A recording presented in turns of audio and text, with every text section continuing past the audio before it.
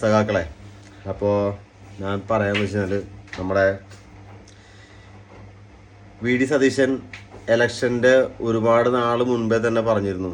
എന്ത് 100 സീറ്റ് കിട്ടി കോൺഗ്രസ് ഭരണത്തിൽ വരുമെന്ന്. അതൊക്കെ അതുപോലെ സംഭവിച്ചു.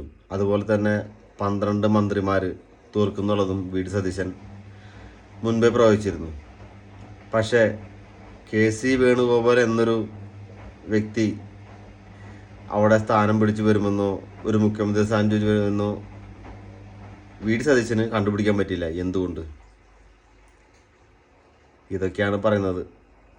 അതായത് സ്വന്തം കാലിൻ്റെ ഇടയിലെ മണ്ണൊലിച്ചു പോകുമ്പോൾ നമ്മൾ ആരും അറിയില്ല, വീഴാൻ പോകുന്ന നേരത്ത് നമ്മളറിയുള്ളൂ.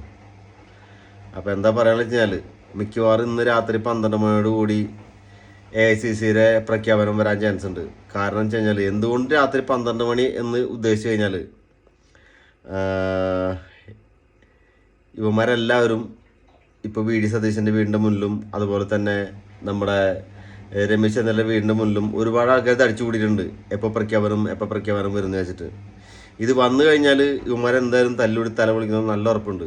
അതൊറ്റ കാരണം കൊണ്ട് മാത്രമാണോ AICC അതുപോലെ തന്നെ രാഹുൽ ഗാന്ധി അതുപോലെ തന്നെ ഖാർഗെ ഇവരൊക്കെ ഈ സംഭവം പൊളിച്ചു വെച്ചുള്ളൂ. മിക്കൊന്ന് രാത്രി വരാനാണ് ചാൻസ് ആണ് എൻ്റെ ഒരു നിഗമനം. കാരണം വെച്ചാൽ അങ്ങനെ വന്നു കഴിഞ്ഞാൽ കാഷ്വാലിറ്റികൾ ഒരുപാടുണ്ടാവും.